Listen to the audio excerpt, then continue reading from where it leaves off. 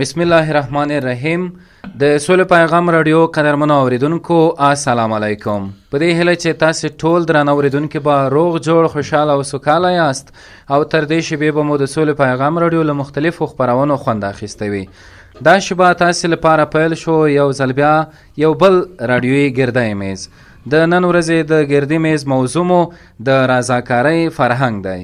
په دې اړه تاسو ټول پوهیږئ. رضاکاري یا د ټولنې لپاره د خپل وخت، انرژۍ او وړتیاو په کارولو سره خدمت کول د انساني ژوند یوه ارزښتناکه برخه ګڼل کیږي. دا نه یوازې د فرد د شخصیت په وده کې مرسته کوي، بلکې د ټولنې د سوکالۍ، همغږۍ او د خلکو ترمنځ د باور د جوړېدو لپاره هم یوه قوي وسیله ده. په نننۍ ټولنه کې د رضاکارۍ فرهنګ ډېر اړین دی، ځکه د بېلابېلو ټولنیزو ستونزو د حل لپاره یوازې حکومت یا رسمي ادارې کافي نه دي. عام وګړي باید د خپل وخت او وړتیاو په کارولو سره په مثبت بدلون کې برخه واخلي. د رضاکارۍ له لارې ځوانان کولی شي د ټولنیزو پروژو، ښوونې، چاپیریالي فعالیتونو، روغتیایي کمپاینونو او نورو ټولنیزو چارو برخه شي او خپل مسؤلیت منونکي وګړي وګرځي. په همدې تړاو نن راډیوي بحث لرو. دا موضوع به له بېلابېلو اړخونو څیړو، هم د اسلام له نظره، هم د زموږ او ستاسو د ټولنیز ژوند له نظره، او د دې ترڅنګ هم هغه څه چې زموږ او ستاسې مسؤلیت جوړیږي. ډېر د قدر وړ او محترم میلمانه نن په خپرونه کې راسره دي چې په همدې موضوع به له دوی سره لنډ بحث ولرو. په د خوست اطلاعات او فرهنګ د اطلاعاتو امیر مولوي سبحان الله اعظم، د خوست ولایتي شورا پخوانی وکیل، لیکوال، شاعر او ژورنالیست نورشاه نورني، او یو تن رضاکار ځوان چې ممکن تاسې له نوم سره بلد وای، بلال سباون. تاسې درې واړو ته ډېر زیات ښه راغلاست وایو. پخیر راغلی، ستړي مه شئ. ډېره مننه. اعظم صاحب، پیل به له تاسې څخه وکړو. رضاکاري یا د رضاکارۍ فرهنګ موږ او تاسې څه ته وایو؟ ځکه دا شیبه به زموږ غږ په مرکز کې، په ولسوالۍ کې، په لرو اطرافي سیمو کې خلک اوري. د دې لپاره چې دا کلمه یا دا نوم دوی ته په ساده الفاظو سره تشریح شي، دوی په ساده ډول باندې په دې باندې وپوهېږي. رضاکاري یا د رضاکارۍ فرهنګ یعنې څه؟ حمد اللهم صل انما بعد فاعوذ بالله من الشیطان الرجیم بسم الله الرحمن الرحیم. قال نبی صلی الله علیه وسلم خیر الناس انفعهم الناس. سجد صاحب، تاسو ته، ملمانو ته او ټولو اوریدونکو ته سلامونه وړاندې کوو. دا چې نن زموږ او ستاسو ګردی میز د رضاکاره فرهنګ یا د رضاکاره فعالیت په اړه دی. په عموم کې یا په اسلام کې رضاکاره فعالیت یعنی خلکو ته خدمت پرته له اجوارې، پرته له تمې او پرته له شخصي ګټو تر سره کول، همدې ته رضاکارانه فعالیت ویلی شي. او دا چې دی د خلکو خدمت یا انسانیت ته خدمت د اسلام یو مهم اصل دی. الله تعالی چې موږ او ستاسو یا ټول انسانیت پیدا کړی دی، همدغه دپاره پیدا کړی دی چې د یو بل په نفع باندې تمام شي، یو بل ته یې ګټه ورسیږي. په ژوند کې مهم شی، مهم هدف هغه د انسانیت خدمت کول دی، هغه که په هره برخه کې هم وي. نو عمومي تعریف کې وکړو، خلکو ته خدمت بغیر د تمې، بغیر د اجورې، بغیر د اجرت تر سره کول. یعنی دې ته موږ او تاسې رضاکاره کارونه یا د رضاکارۍ دغه کلمه تشریح کولی شو. نو اوس تاسې د هغه اړخ هم اوریدونکو ته تشریح کړئ چې اسلام په دې برخه کې څه وایي. مثلا که یو څوک په خیر سره په خپل انرژي مصرفوي، د خیر په لارو کې، هغه که په کور کې وي، که په کلي کې وي، که په قوم کې وي، یا په یو هیواد کې وي، څومره اړتیا ورته لیدل کېږي او اسلام په دې برخه کې څه وایي؟ ما د خپرونې په سر کې یو حدیث شریف تلاوت کړلو. نبی اکرم صلی الله علیه وسلم یې چې په بهترین په تاسو کې هغه څوک دی چې خلکو ته نفع ورسیږي. خیر الناس انفعهم للناس، چې په تاسو کې بهترین انسان، بهترین شخص هغه دی چې خلکو ته ګټه ورسیږي. بل ځای نبی اکرم صلی الله علیه وسلم فرمایي والله فی عون العبد ما دام العبد فی عون اخیه، چې الله تعالی د یو انسان په خدمت کې تر هغه وخت پورې وي تر څو هغه انسان چې د بل چا په خدمت کې وي نو دا د نبوي حدیثونه د انسانیت د خدمت یا د رضاکار خدمت هغه ګټې دي. نو اسلام چې دی دغه ته په ډیر مهم ارزښت باندې قایل دی. کومک د نبی اکرم صلی الله علیه وسلم ژوند ته راشو، کومک د صحابه کرامو ژوند ته راشو، کومک د تابعینو ژوند ته راشو، سره د دینه چې ځینې تجارتونه یا ځینې ګټې وټې لارې په لاره اچولې وي، خو صرف دومره دوی کړي دي چې د دوی ژوند په تیر شي. عموم کې د نبی اکرم صلی الله علیه وسلم ژوند ته که موږ وګورو، که صحابه کرامو ژوند ته موږ وګورو، ټول ژوند یې هم په رضاکارانه خدمت کې تیر شوی دی. هغه د رضاکارانه خدمت مختلف اړخونه دي، که هغه د خلکو ته د صحت برخه ده، که هغه د عامو لارو جوړول دي، که هغه د دعوت برخه ده. دا مختلف اړخونه دي چې صحابه کرامو، نبی اکرم صلی الله علیه وسلم، تابعینو، د امت علماو، که چېرته موږ ګورو د امت علماو یا به ډیر کم څه دوی ته ورکړل شوي وي، یا که ورکړل بالکل به دوی ته ورکړل شوي هم نه وي، نو دوی دغه ټول ژوند د انسانیت د خدمت لپاره په رضاکارانه شکل خلکو ته وړاندې کړی. که لنډ راته وایي اوس د دین له لارې یا د اسلام له نظره اوس موږ او تاسو څه رقم کولی شو په خپله ټولنه کې داسې رضاکاره ځوانان پیدا کړو چې هم ملت ته خیر ورسیږي، هم هیواد ته خیر ورسیږي، او هم دغه خاورې ته خیر ښېګڼه ورسیږي. څنګه ولو کومو لارو د دې لپاره چې دوی هم خپل مسؤلیت وپېژني، چې زه که ځینې کسان شاید دې لپاره دا الفاظ وکاروي چې مثلا پلانی اخته دی، دا کار نه لري، یا دنده نه لري، یا وظیفه نه لري، یا ساعت نه تېرېږي. دې ته ورته موږ او تاسې ډېری داسې خبرو سره مخ شوي یو چې ځینې رضاکاره ځوانانو ته دا القاب کارولی کېږي. سجاد محترم، مهمه خبره هم دغه ده. په نورو ټولنو کې د افغاني ټولنې نه ور اخوا د رضاکاره ځوانانو دپاره یا د هغه خلک چې په رضاکاره ډول ټولنې ته خدمت کوي یو چوکاټ ورته جوړ شوی دی. یا د خپل د دولت په چوکاټ کې کار کوي، او یا د انجوګانو مؤسساتو له لارې دغه کار کوي. خو افغاني ټولنه دومره پرمختللې ټولنه هم نه ده تر اوسه پورې چې دولت داسې یو چوکاټ ورته جوړ کړي. د هغه د رضاکارانه خدمت اړخونه هم د نورو ټولنو سره افغاني ټولنه کې ډېر فرق کوي. دلته که موږ او تاسو وګورو، په د تیر کې سیلابونه راغلل، مختلف طبیعي آفتونه راغلل، په دغه کې په افغاني ټولنه کې دغه رضاکارانه خدمت ډېر پرمختللی دی، خو هم یو چوکاټ نه لري. لکه موږ او تاسو په تیر کې بلیدل چې اشارونه به په لاره اچولی کېده، همدا شی عام سرکونه به جوړېدل، نور هغه به جوړېدلی، خو دا یو ښه فرهنګ و. خو اوس د ټولنه او د حالات داسې بدل شوي دي چې هر هغه څه چې ګټه لاسته نه تر راځي، یا د یو چا جیب ته څه نه تر ورځي، بس خلک یې دا شی ارزوي چې دغه خو لیا دي او دا خلک لیا شوي دي. نو افغاني ټولنه کې که چېرې موږ او ستاسو دغه تیر کې په ځینو اصطلاحاتو کې ځینې خلک ځینو ټولنو کې ورته پګاړې ویلی شي، او په ځینو ټولنو کې ورته اشر ویلی شي. نو دغه ټول د افغاني ټولنې یو ښه فرهنګ بللی شو. نو دې ته باید کار وشي، دې ته خلک باید په ټیټ نظر باندې ونه ګوري. نو دا یو ښکلی فرهنګ دی، باید دغه ته وده ورکړلی شي او بیا راتازه کړلی شي. مننه. یعنې په ټوله کې لنډ که وایو، ځوانان هغه څوک چې د کار ډېره انرژي لري، هغه که چېرې خپلو مسؤلیتونو ته متوجه شي، یعنې یو چا د خیر ښېګڼې لپاره کار وکړلی شي، دا په خپله د رضاکارۍ فرهنګ په عمیدو وي. تر دې پورې چې که په خپل کاروبار کې د هغه د خپل ګټ نه وراخه یو څوک اخلاص کوي، دا هم موږ په رضاکارانۍ کې بللی شو. مننه، خوشحاله اوسئ.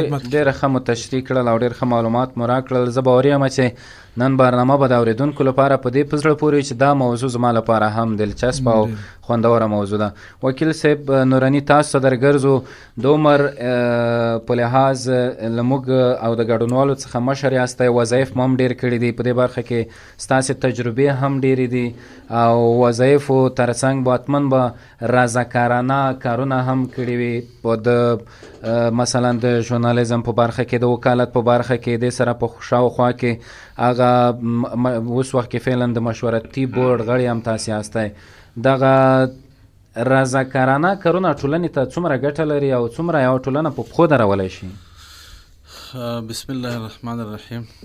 صاحب وروره لومړی ستاسو او د جناب مولوي صاحب اعظام او سباون صاحب ټولو په اجازه خوښ یم چې په یوه داسې موضوع مو میز رابللی دی چې دا ډېره مهمه او دلچسپه موضوع ده او د ټولنې دپاره د خیر ښېګڼې موضوع ده. زه هیله لرم چې دا ډول میزونه نور هم ډېر شي په دا ډول موضوعګانو باندې، ځکه د هغه د عامه پوهوي دپاره او د خلکو د ځوانانو د هڅولو لپاره دا ډول برنامې ډېرې مهمې دي او اساسي دي او موږ باید د رضاکارۍ فرهنګ باید رواج کړو او خلکو ته ثابته کړو چې رضاکاري څه ډول شی دی او په ټولنه کې څه ډول پدیده ده او څومره مؤثره ده او څومره اغېزمنه ده. رضاکاري چې دا په ټولنه کې د ټولنیز یووالي دپاره ډېره مهمه ثابتېدی شي چې ټولنیز یووالی منځته راوړي. کله چې ټولنیز یووالی منځته راغلو نو د یووالي په له برکته مثلا هغه ستونزې او ناخوالې چې په ټولنه کې موجودې وي هغه له منځه ځي. ټولنې ته دا ډېره مهمه او اساسي او بنیادي ګټه ده د رضاکارۍ. رضاکاران خلک د یو بل سره نښلول کېږي، مثلا پېژندګالۍ دوستانه اړیکې پیدا کېږي. د یوې موخې لپاره دوی ګډ کار کوي د رضاکاران ځوانان. یعنی مثلا داسې یوه موضوع وي چې هغه موضوع مثلا ناشونې وي یا مثلا دولت یا په کلي قوم یا کلي یا مشران مثلا هغې ته یوې کورنۍ یا د دوه کورنیو تر وسه نه وي چې مثلا هغه ستونزه مشکلات یا ټولنیز مشکلات حل کړي. دوی کولی شي چې د رضاکارو ډلو له لارې د ځوانو رضاکارو ډلو له لارې دغه ستونزه او مشکلات حل کړي په اسانۍ سره. د انسانیت او همدردۍ روحیه خپروي په ټولنه کې، یووالی یې منځته راولي، مثلا د قوم د ژبې او طبقې توپیرونه کموي، مثلا قومي تعصبات له منځه وړي، د ژبې تعصبات له منځه وړي، دا توپیرونه کموي. کله چې څوک د بل انسان مرسته کوي د بشري احساساتو کچه لوړېږي په دې وخت کې. مثلا زه تاسو سره مرسته کوم، بېلګې وایم سباون صاحب سره مرسته کوم، بل سره یو انسان د بل انسان تر اغېزو لاندې راځي.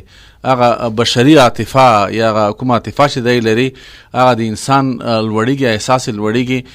بل ځوان هم دې کار ته هڅېږي چې مثلا په رضاکارانه ډول د ټولنې لپاره خیریه کارونو کې مرسته وکړي. بل رضاکارانه کارونه ګټه دغه ده چې دا احساس ټولنه کې د کرکې، خودغرضۍ، بېرحمۍ ټولنه مثلا د بېرحمۍ له ناروغۍ ژغوري. مثلا په ټولنه کې کوم تعصبات چې موجود وي، کرکه موجوده وي، خودغرضي موجوده وي، بېرحمي موجوده وي، مثلا ټولنه له هغې نه ژغوري. ځکه په دې ټولنه کې ځوانانو سره عواطف ملګري، مهرباني ملګري وي، ترحم ملګري وي.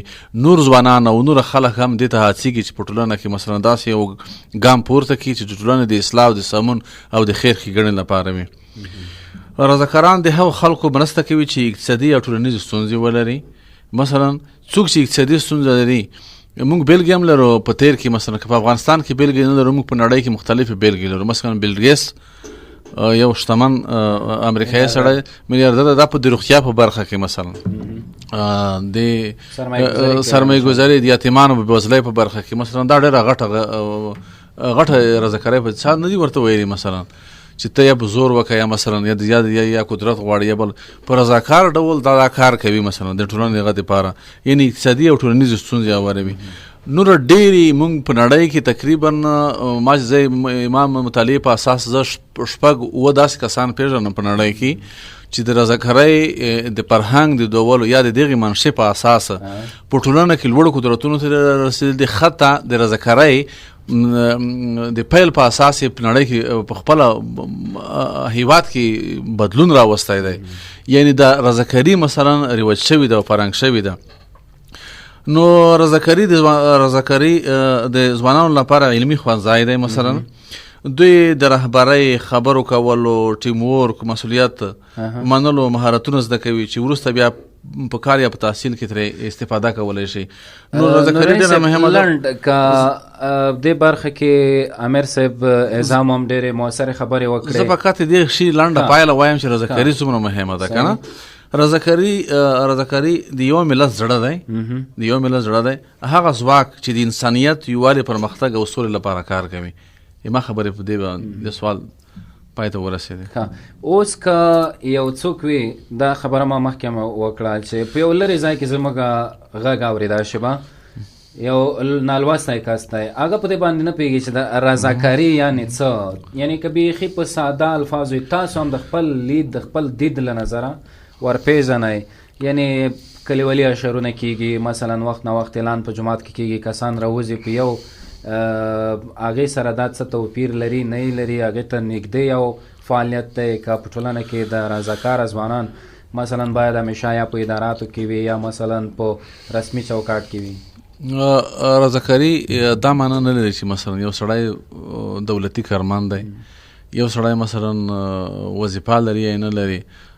رضاکاري په هر وبش کې کېږي. مثلا دولتي مامور هم کوای شي رضاکارانه کار وکړي، د ټولنې یو عادي فرد عادي غړی هم کوای شي په دې بخش کې کار وکړي.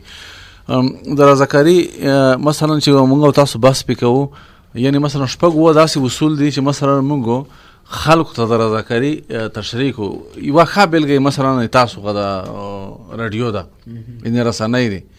که چېرته موږ په دې موضوع باندې خلکو ته بحثونه وړاندې کړو، لکه نن چې پې لګیا و، خلک پوهېږي چې رضاکاري مثلا رضاکارانه کارونه څه دي. لکه تاسو مثلا ما نه پوښتنه وکړه چې یو ساده پټان ځوان یا مثلا چا په اصطلاح چې نالوستی ځوان په دې باندې څه پوهېږي چې دا څه وایي. موږ لکه مثلا مخکې مولوي صاحب یوه اشاره ورته وکړه چې مخکې موږ په ګډې اشرونه کول په کلیو قومو بنډو کې، یعنې چا پیسې نه ورکولې چې د پګړ یا د اشر په مقابل کې به څوک تاته مزد درکړي، د مزدوري درکړي، د پیسې درکړي. دغه یو د رضاکارۍ یو ډول و، د خپلې خوښې کار کول بې امتیازه. بې امتیازه دا یوه رضاکاري ده، خپلې خوښې کار کول.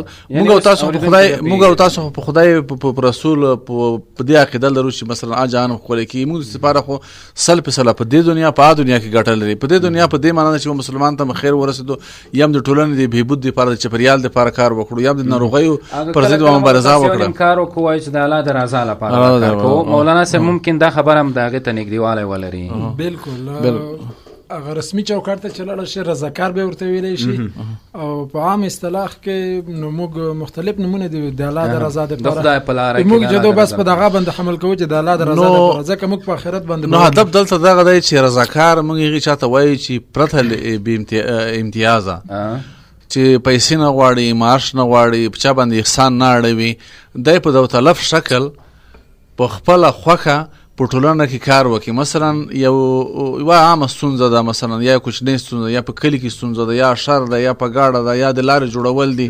مختلف په ټولنه کې مختلف. مثلا د ښوونځیو دپاره عامه پوهاوی ده، د تعلیم دپاره مثلا د ځینو ناروغیو په ضد مبارزه ده، د چاپېریال ساتنې دپاره مبارزه ده، د صفایي دپاره مبارزه ده.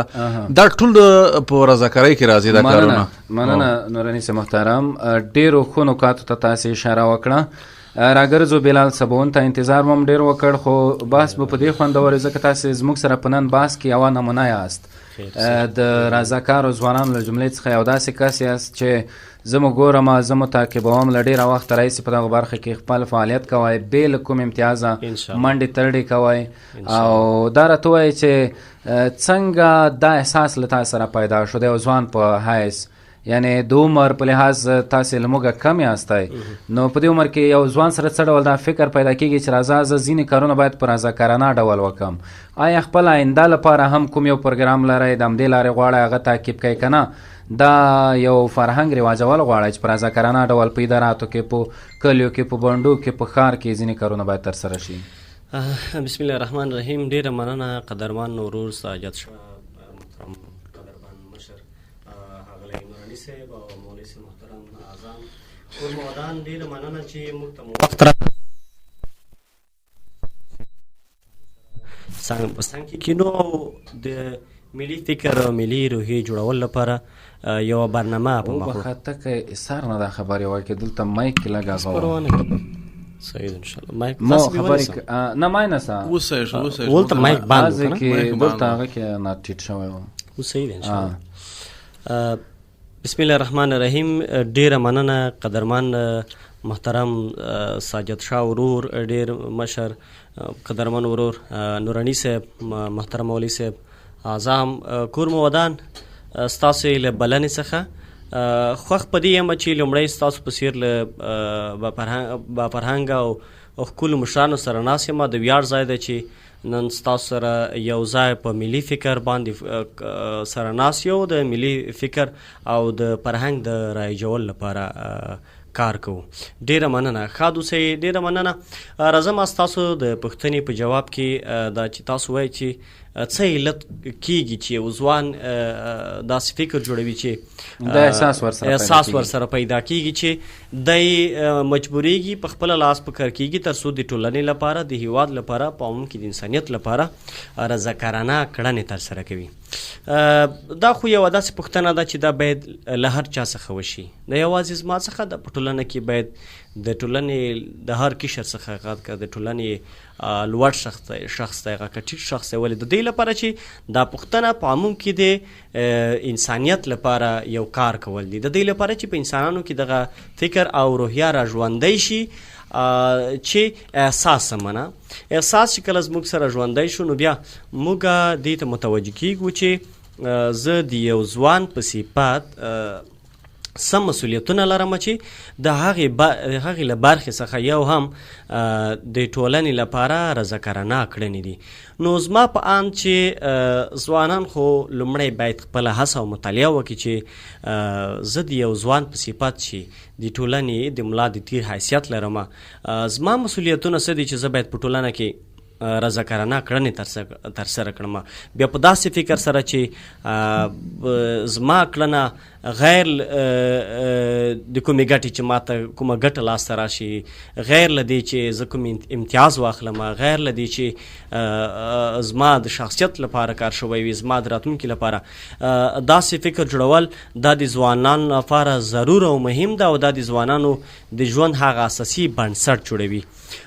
بیا که زه ووایم چې شاید ډېرو ملګرو زه لیدلی یم، زه خپل مثال په دې نه ورکوم، په دې خاطر یې ورکوم چې الحمدلله هغه احساس چې اوس نوراني صاحب په ټولنیز لحاظ یا په اجتماعي لحاظ بیان کړو یا مولوي صاحب د اسلام له نظره بیان کړو، زه فکر کوم الحمدلله زما سره اصلا دغه احساس ملګری شوی دی چې بې له کومې امتیازه زه باید د ټولنې لپاره، زه د باید انسانیت لپاره کار وکړم. نو په کار خدا ده چې ځوانان د دې فرهنګ د رایجولو لپاره یې په هغه باندې کار کول لپاره ځانونه متوجه کړي تر څو هغه مسؤلیت چې دوی ته متوجه کیږي، هغه کړنې چې باید ځوانان ترسره کړي په دغه برخه کې ډېرې مهمې دي. مننه. خوشحاله اوسئ. دا راته ووایه لنډ چې په خپله د یو رضاکار ځوان په حیث د دې لپاره چې اورېدونکو ته لا ښه معلومات وشي، لا په دې موضوع باندې وپوهېږي، په کومو رضاکارانه فعالیتونو کې دې په خپله ونډه اخیستې ده؟ ډېره مننه. ما خو تر ډېره ځوانانو ته او دغسې د نوراني صاحب خپله شاهد دی د دې صحنې د دې لپاره چې زه غیر له کوم امتیاز مولوي صاحب شاهد دی چې زه له دوی سره د ځوانانو په حیث په سفرونو کې تللی یم د هېواد له یوې برخې څخه بلې برخې ته.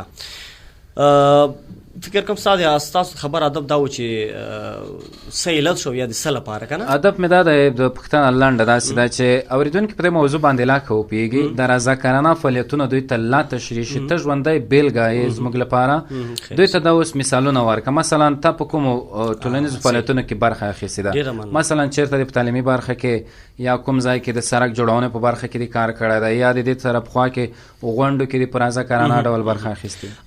ساجد شاه ورور، زما ځکه ووایم چې ما د کلي له جومات څخه نیولي ان د افغانستان د نړیوالو رسنیو پورې په خپله هڅه کړي، په خپلو امکاناتو تللی یم.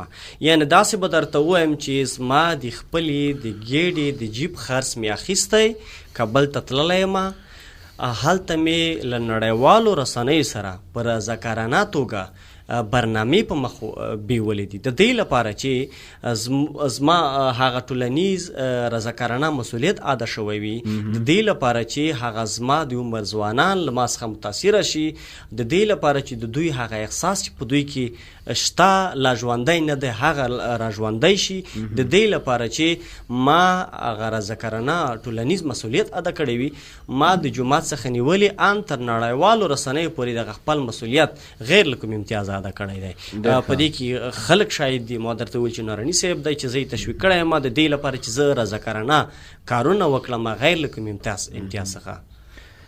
مننه کوم، خوشحاله اوسئ. مولوي صاحب تاسو درګرځو په اوس وخت کې څومره اړتیا وینئ چې ځوانان باید په رضاکارانه ډول په دې هیواد کې فعاله برخه واخلي؟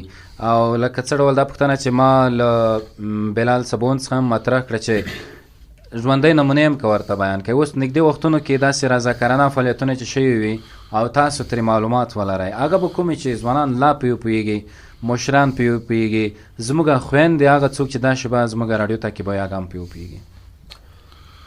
سجد شاه صاحب محترم، ډېره مهمه خبره ده چې زموږ ځوانان یا عموم کې زموږ هیوادوال څنګه کولی شي چې رضاکارانه فعالیتونه پر مخ یوسي او خدمت هیواد ته د دغې لارې خدمت وکړي.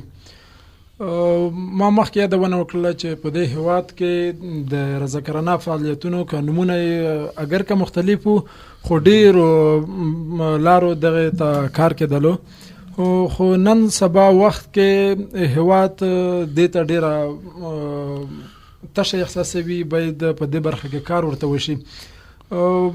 موږ هیوادوال اکثریت په هغه وخت کې رضاکارانه خدمت ترسره کوي چې اکثریت چې زه اوس وخت کې ګورم رضاکارانه فعالیت ورته ویلی شم چې په هیواد کې طبیعي افتونه راشي.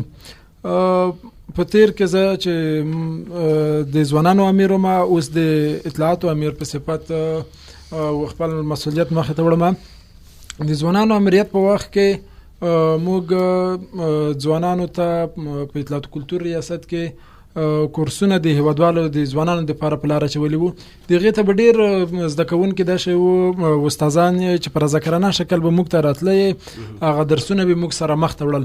دغه شی چې کله به طبیعه به پتونه راغللو په هغه کې به موږ سره برخه واخیستله چې له جملې د پکتیکا زلزله شوله او دغه شی په هرات کې کومه زلزله رامنځته شوله او دغه شی په لغمان کې کوم طبیعي افتونه رامنځته شوله او اوس چې په دغه کوم کونړ کې طبیعي افتونه رامنځته شوله، په هر ولایت کې ځوانان راپورته شوله، دوی دپاره یې مرسته راټوله کړې، دوی دپاره یې چندې راټوله کړلې او دلته په خوست کې ډېرې نمونې موږ پیش کولی شو چې د یوې سیمې ځوانان راپورته شوي دي، د خپلې منطقې د خپلې سیمې لارې سړکونه یې جوړ کړي دي. ان تر دې پورې که اوس موږ لاړ شو د منګلو په ساحه باندې، ان تر دې پورې چې ډېر لوی حکومتونو دغه کار ونه کړلو، خو د سیمې ځوانان راپورته شولو. د څو ولسوالیو لار چې په تېره ده په هغه کې سره د دې نه چې همکاري به نظام ورسره کړی وي، مسؤلین به ورسره کړی وي، خو هغه اقدام د دوی و چې په رضاکارانه شکل دوی راپورته شولو، یو پل یې جوړ کړلو. دغه شی په ډېرو منطقو کې ځوانان راپورته شولو، هغه مکاتب چې رنګونه خراب شوي وو یا د سیلاب سره نږدې وو، دغه ویره وه چې سیلاب یې له منځه یونیسي، هغه ځوانان راپورته شولو، مکاتب یې ترمیم کړلو او رنګونه یې ورکړلو او د طبیعي افتونو څخه یې بچ کړلو. نو دغه چې دي د موږ د رضاکارانه خدمتونو بیلګې دي.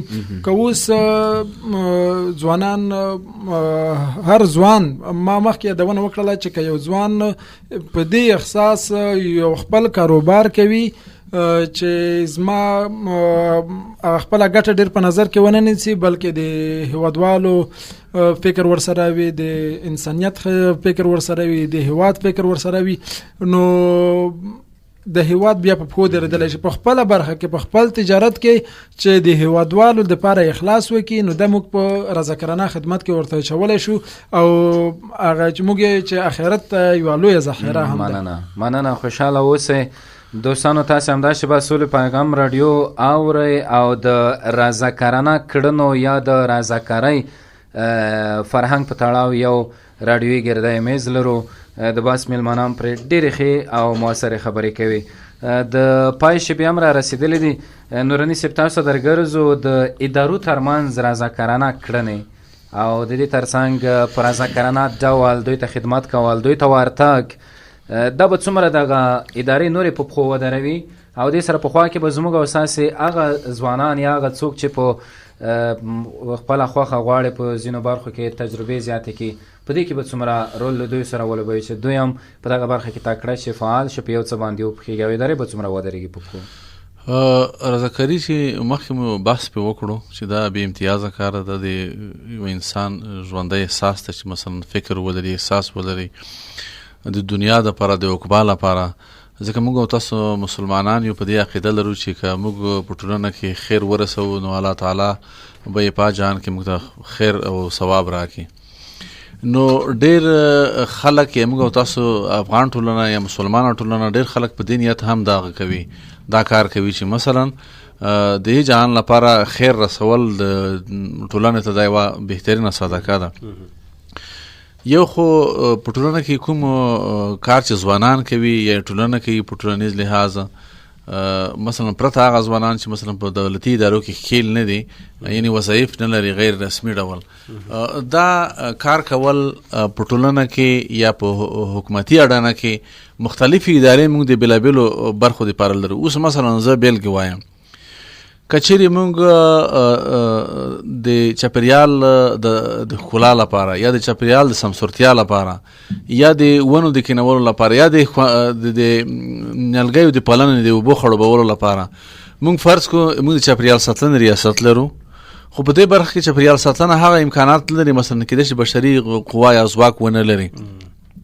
موږ کړای شو چې یوه ډله ځوانان په ټولنه کې را پاتې کړي، مثلا د ټولنې دغه په سمسورتیا کې برخه واخلي، نیالګیو په کینولو کې خپله لجیبه صدقه وکړي، ونې کینوي، خړوبې کړي، چې دغه رضاکارانه بېلګې چې تاسو مخکې پوښتنه وکړه دا په خوست کې مروجې دي، دا تېرې شوي دي، په دې کې موږ برخه اخیستې ده. مثلا یو په ډله ییز ډول موږ برخه اخیستې ده. ما په فردي شکل که زه درته وایم، ما په تېر کې خدای دې په ریا نه کړي، الله دې ثوابونه اجرونه ما ته راکړي، ما په زرګونو سلګونه ونې نیالګي مثلا په ډېرو مختلفو لیسو کې، مختلفو ښوونځیو کې، روغتونونو کې مثلا ما توضیح کړي دي چې دا دې په خاطر چې خلکو یو احساس پیاوړی شي، بل موږ ته خدای پاک اجرونه راکړي.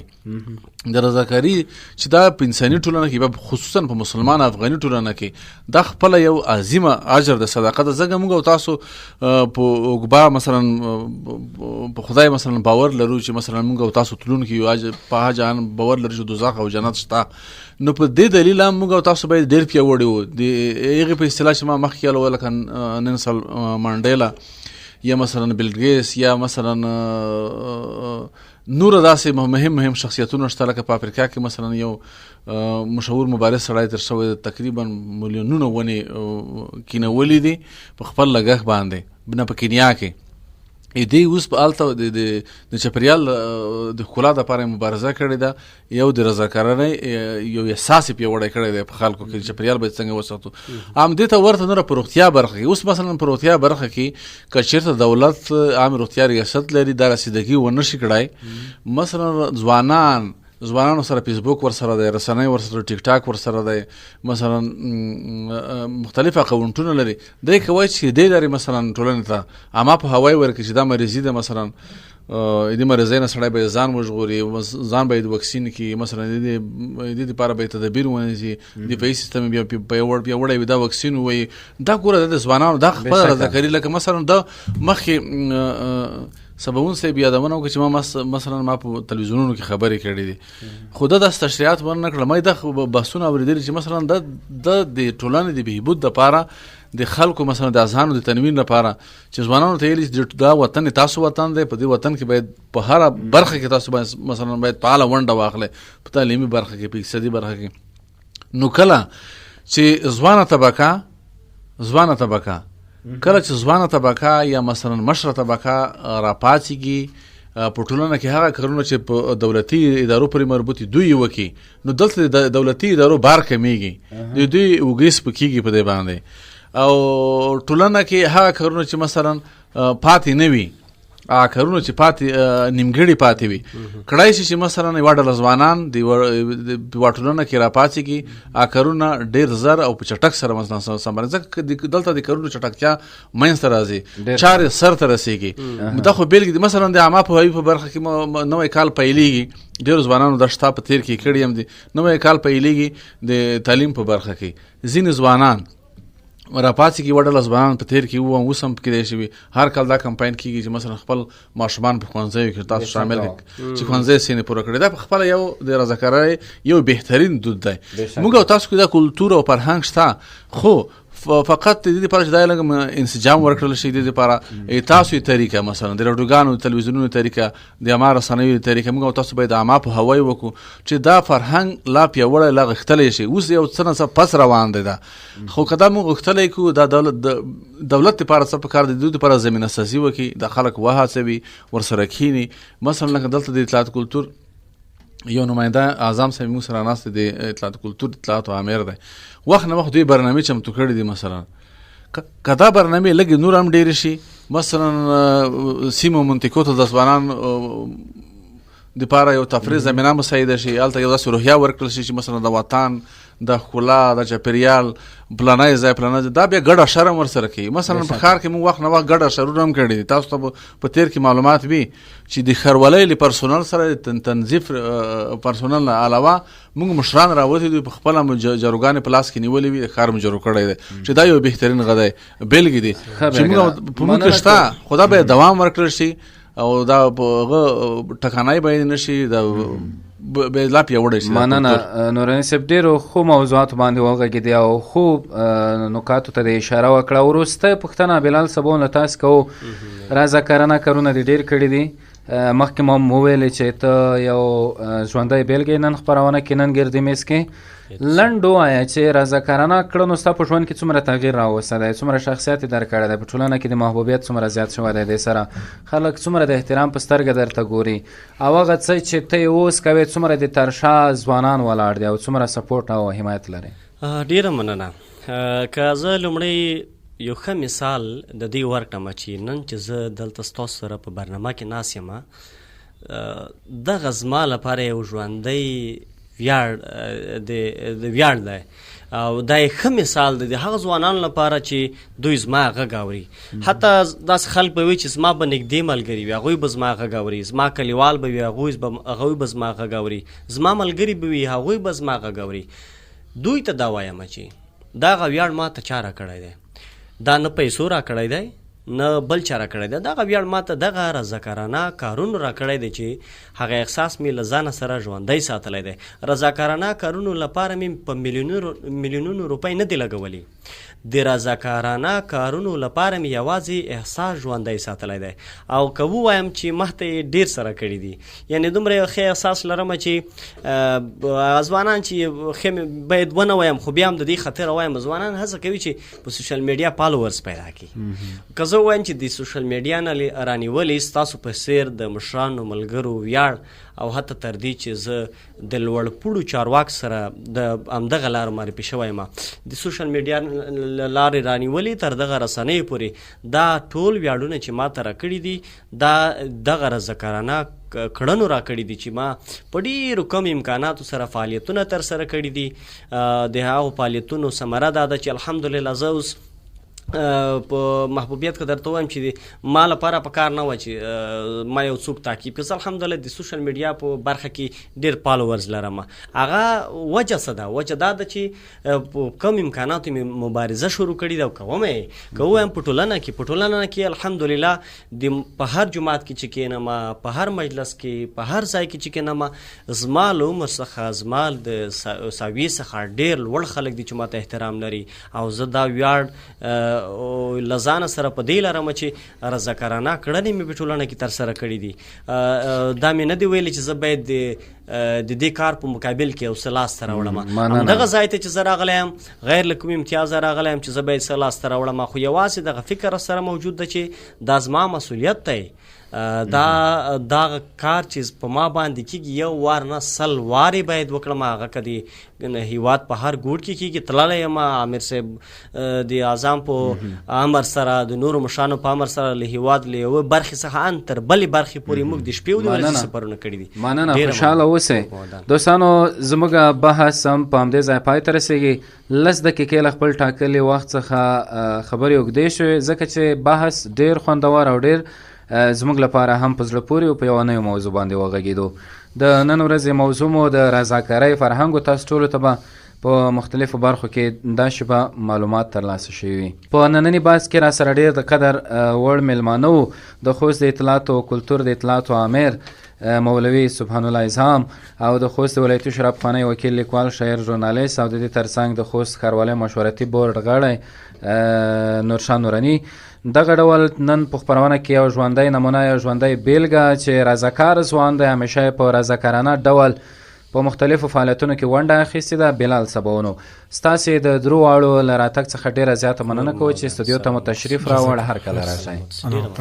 زموږ ګردی میز هم په همدې ځای پای ته ورسېد. تر بل ګردي میز ما سجاد شاته اجازه راکړئ. هر چیرې چې یاست ښاد ودان او بریالي واوسئ.